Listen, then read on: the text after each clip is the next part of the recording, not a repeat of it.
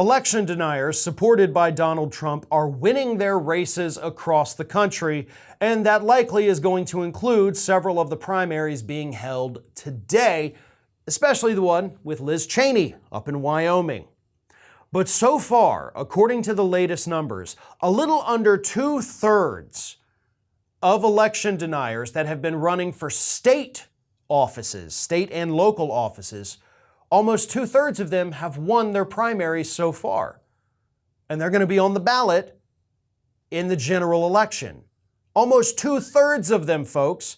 Now, obviously, we have seen a lot of the high-profile people, right? We've got Doug Mastriano, we've got Kari Lake over in Arizona, we've got Blake Masters, we've got all of these people who have, in one way or another, some obviously more overt, questioned the legitimacy of the 2020 election.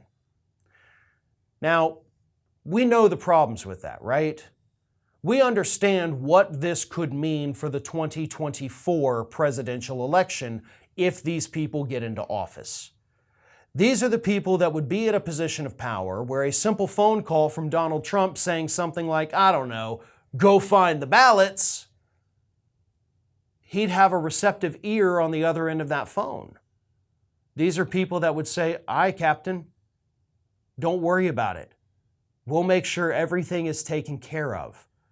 And then your election-denying governor reaches out to the election-denying Secretary of State and says, hey, we've got to make sure Donald Trump wins this thing in our state. And then, of course, if there's any issues, then the election-denying Attorney General of the state will make sure that they have all the, legalities worked out so that they can do all this without any kind of pushback, without people filing lawsuits.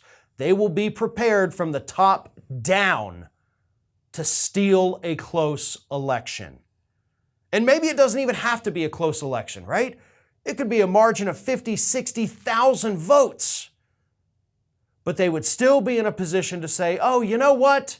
These ballots over here, these signatures are a little bit sloppy, so I don't think they match, so I'm going to throw those away.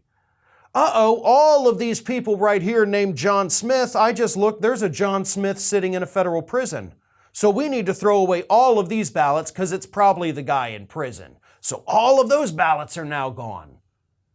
We're going to have to go ahead and cut off the counting of the ballots because we think enough time has passed. If you haven't done it, obviously these other ballots that haven't been counted, probably totally fraudulent, so we're not going to allow you to continue to count the ballots.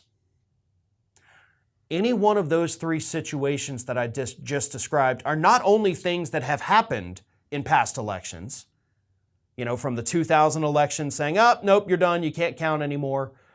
Then also all the problems with, oh no, your name matches that of somebody in prison, you're off the voting roll. And of course, the signature doesn't match exactly the way we would like to see it, even though it's 99% sure, we're just going to throw out your ballot anyway. Those are all things that these people could do.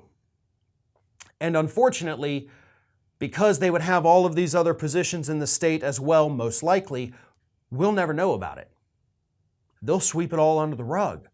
So unless you've got a brave whistleblower hiding out somewhere in that state administration, we'll never know that any of this happened, and Donald Trump will have successfully stolen the 2024 election. But it also doesn't have to be Trump, by the way. It could literally be any Republican running for president in 2024. They're just hoping it's Trump, but I'm sure they'd be willing to do it for anyone with an R next to their name. This is Hattie. Hattie wants to know why you have not subscribed to our channel. You obviously like our videos, so do us a favor and subscribe.